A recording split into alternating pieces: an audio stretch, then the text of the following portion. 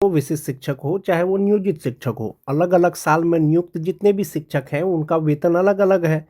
नियोजित शिक्षक का वेतन वर्सेस विशिष्ट शिक्षक का वेतन जब आप देखेंगे तो आपको इनहैंस सैलरी लगभग जो है बराबर लगेगा, लेकिन ग्रॉस सैलरी का जब आप तुलना करेंगे तो आप पाएंगे कि विशिष्ट शिक्षकों का सैलरी नियोजित शिक्षकों से बहुत ही ज्यादा है। इसके लिए आप ये वाला चार्ट देख सकते हैं दोस्तों, इसमें नियोजित शिक्षक का भी वेतन है और विशिष्ट शिक्षकों का भी वेतन है।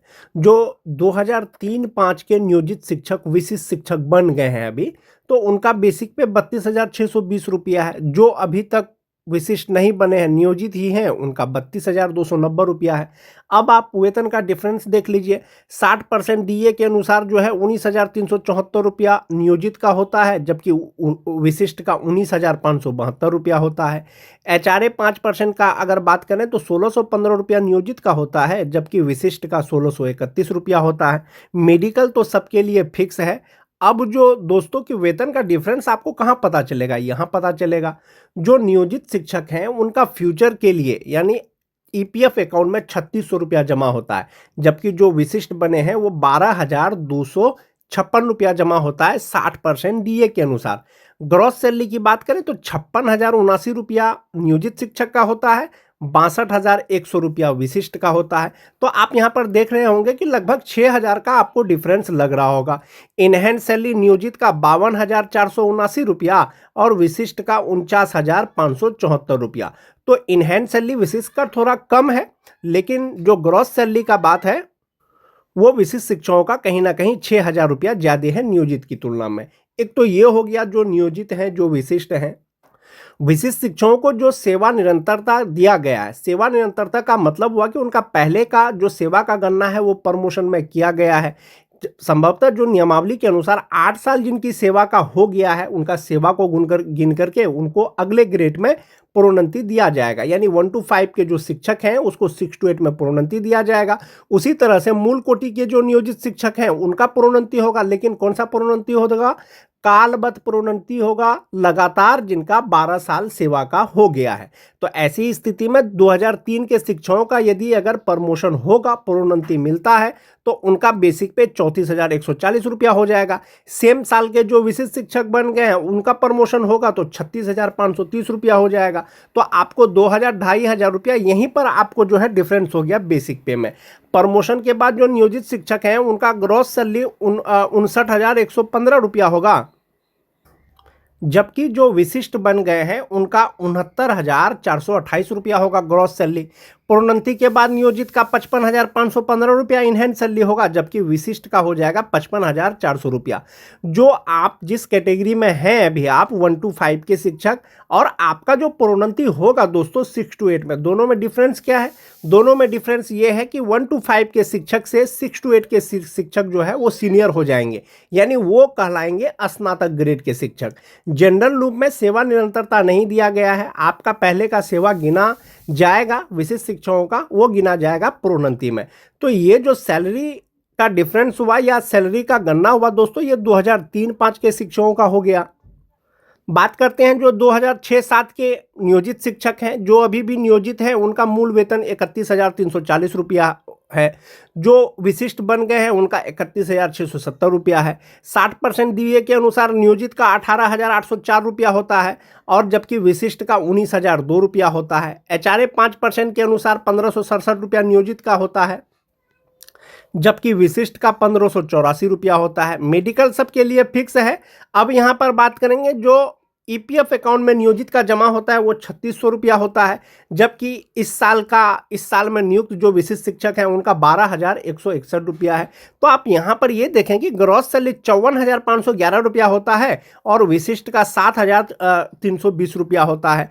नियोजित का इनहैंस सैलरी 50,911 रुपया होता है, जबकि जो विशिष्ट हैं 48,159 रुपया होता है। तो ये कुछ डिफरेंस है, लेकिन आप ग्रॉस सैलरी की बात करें तो 6,000 का लगभग आपको डिफरेंस नजर आएगा नियोजित वर्सेस विशिष्ट शिक्षक का। और 2006-07 के अगर नियोजित शिक्षक का प्रोन्नति होता है अगले वेतन में, अगले ग्रेड में, तो ये जो बेसिक पे है 31,340 रुपया, वो 33,120 रुपया हो जाएगा। जो वर्तमान डीए है, एचआरए है, 1,000 मेडिकल लगा करके ग्रॉस सैलरी 57,448 रुपया होगा और इनहेंस सैलरी इनको मिलेगा 53,848 रुपया। सेम साल के अगर विशिष्ट शिक्षक अगर उनका प्रोन्नति होगा तो वो बेसिक पे 35,470 रुपया हो जाएगा और इसमें 60% डीए, 5% एचआरए, 1,000 मेडिकल लगाएंगे तो ग्रॉस सैलरी 67,441 रुपया होगा और इनहेंस सैलरी हो जाएगा 53,821 रुपया। ये 2006-07 के शिक्षकों का हो गया दोस्तों। 2009-10 के अगर शिक्षकों की बात करें जो अभी भी नियोजित हैं, 30,420 रुपया उनका मूल वेतन है। जो विशिष्ट बन गए थे, चाहे वो सक्षमता 1 पास करके, चाहे 2 पास करके, चाहे 3 पास करके, चाहे 4 पास करके, तो उनका मूल वेतन 30,750 रुपया है। 60% डीए नियोजित का भी, 60% डीए विशिष्ट का भी। तो नियोजित का 18,252 रुपया और विशिष्ट का 18,450 रुपया। 5% एचआरए 1,521 रुपया, 5% एचआरए 1,538 रुपया। 1,000 मेडिकल सेम हो गया। नियोजित शिक्षक का ईपीएफ अकाउंट में 3,600 रुपया जमा होता है, जबकि विशिष्ट का 11,808 रुपया जमा होता है। ग्रॉस सैलरी 52,993 रुपया हुआ, इनहेंस सैलरी 49,393 रुपया हुआ, जबकि जो विशिष्ट है उनका ग्रॉस सैलरी 58,596 रुपया और इनहेंस सैलरी 46,788 रुपया हो गया। जो नियोजित और विशिष्ट हैं, नियोजित शिक्षकों को कालबद्ध प्रोन्नति दिया जा रहा है लगातार 12 वर्ष के सेवा के बाद। यदि 9-10 के शिक्षकों का कालबद्ध प्रोन्नति होगा तो मूल वेतन 32,160 रुपया होगा, डीए हो जाएगा, एचआरए हो जाएगा, मेडिकल हो जाएगा। ग्रॉस सैलरी 55,864 रुपया हो जाएगा, इनहेंस सैलरी 52,264 रुपया हो जाएगा।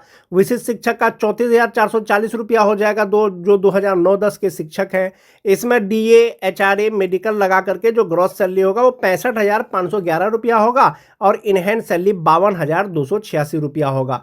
तो जिनका प्रोन्नति होगा दोस्तों वो अगले ग्रेड में होगा। जो 1 to 5 के शिक्षक हैं उनका 6 to 8 में होगा। जो 6 to 8 के शिक्षक हैं 6 to 8 के वरीय शिक्षक बनेंगे और जो 9-10 के शिक्षक हैं 11-12 में अलग अलग जो प्रक्रिया है, जो रूल है नियमावली का, उसके अनुसार प्रोन्नति होगा और वेतन भी वृद्धि होगा दोस्तों। टीटी पास शिक्षकों की अगर बात करें दोस्तों, जो नियोजित हैं उनका 27,820 रुपया है। जो विशिष्ट शिक्षक बन गए हैं 28,140 रुपया है टीटी पास का। जो वर्तमान में डीए है 60%, उसके अनुसार जब आप गणना करेंगे दोस्तों, जो नियोजित अभी भी है उनका ग्रॉस सैलरी 48,703 रुपया होता है, जबकि जो विशिष्ट बन गए हैं 53,705 रुपया होता है। इनहेंस सैलरी जो नियोजित है 45,103 रुपया होता है, जबकि जो विशिष्ट बन गए हैं 42,899 रुपया होता है। सेम प्रोसेस दोस्तों जो छठा फेज के शिक्षक हैं जो अभी भी नियोजित हैं, बहुत कम संख्या में बचे होंगे, तो 23,280 रुपया उनका बेसिक पे है। ग्रॉस सैलरी उनका 41,212 रुपया, इनहेंस सैलरी 37,612 रुपया। जो विशिष्ट बन गए हैं 25,750 रुपया, ग्रॉस सैलरी 49,226 रुपया और इनहेंस सैलरी 39,338 रुपया। तो इस प्रकार से दोस्तों ये वेतन है 60% डीए के आधार पर जो है विशिष्ट शिक्षक हो या नियोजित शिक्षक हो उनको मिलेगा। आप इस प्रकार से एक बार ऐसे भी देख सकते हैं दोस्तों, जो नियोजित शिक्षक है 3-5 का, उनका इनहेंस सैलरी 52,479 रुपया और जो विशिष्ट है उनका 49,574 रुपया। जो 2006-07 के हैं 50,911 रुपया और जो विशिष्ट हैं 48,159 रुपया। जो 2010 के हैं नियोजित उसका 49,393 रुपया, जबकि जो विशिष्ट बन गए हैं 46,788 रुपया।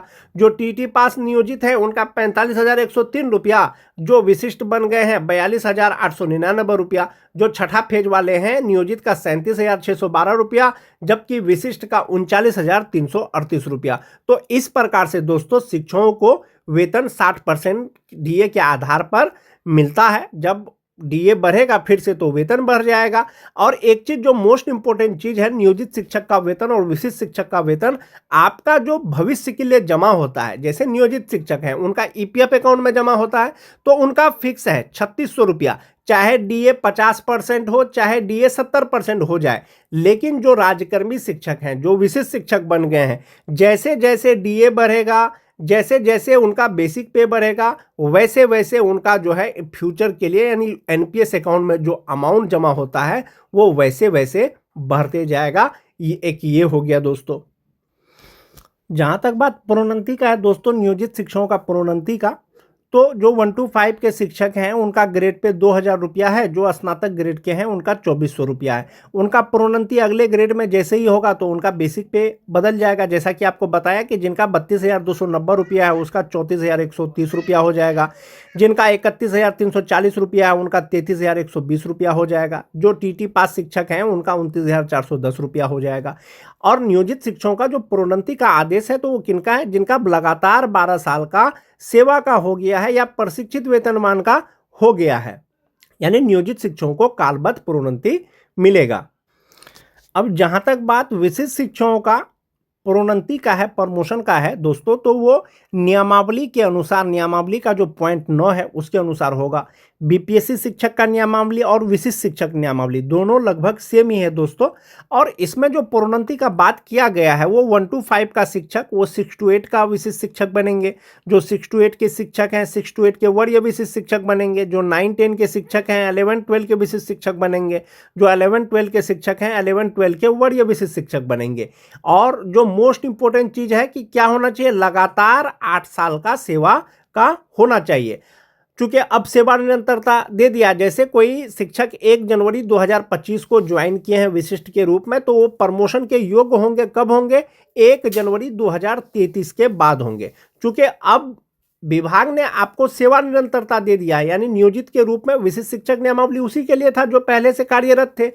चूंकि अब वो आपकी सेवा को गिन रहा है, आपने जो पहले सेवा किया है तो लगातार 8 साल का सेवा जो आपका प्रशिक्षित वेतनमान है जो से आपको मिल रहा है, उस तिथि से 8 वर्ष जिस दिन आपका पूर्ण जाएगा तो उस दिन आपका प्रोन्नति के योग्य हो जाएंगे, आपको प्रोन्नति मिलेगा। आपको 2033 का, यानी 1 जनवरी को ज्वाइन किए हैं तो 2033 का इंतजार नहीं करना पड़ेगा प्रोन्नति के लिए। बस शर्त यह है कि आपका प्रशिक्षित वेतनमान से 8 वर्ष पूर्ण जाना चाहिए। एक ये चीज हो गया।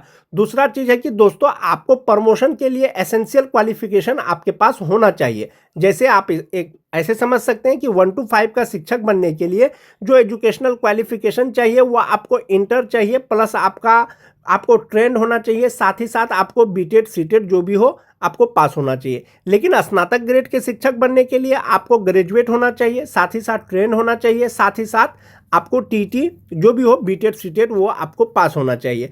तो 6 to 8 का शिक्षक बनने के लिए आपको ग्रेजुएट होना चाहिए। यदि आप इंटर पास हैं और आप 1 to 5 के शिक्षक हैं और आप प्रोन्नति लेना चाहते हैं और आप ग्रेजुएट नहीं हैं तो संभवतः आपका प्रमोशन नहीं होगा, क्योंकि 6 to 8 का शिक्षक बनने के लिए जो एसेंशियल क्वालिफिकेशन चाहिए वो आपके पास नहीं है।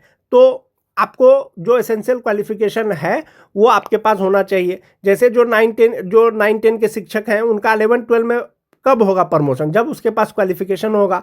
9-10 का शिक्षक बनने के लिए आपको ग्रेजुएट होना चाहिए, साथ ही साथ बीएड होना चाहिए, साथ ही साथ आपको एस्टेट पास होना चाहिए।